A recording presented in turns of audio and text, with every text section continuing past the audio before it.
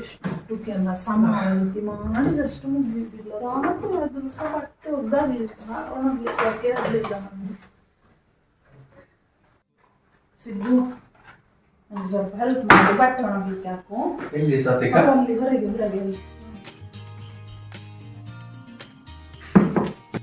ಎಲ್ಲಿ ಆಗ್ತದೆ?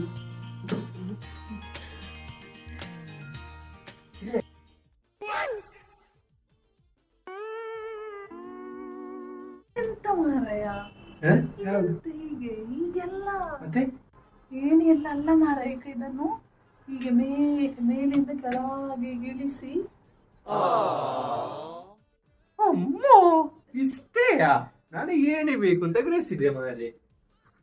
ಹೆಚ್ಚಿನ ಮಾರೆ ಇಂದು ಅಷ್ಟೇ.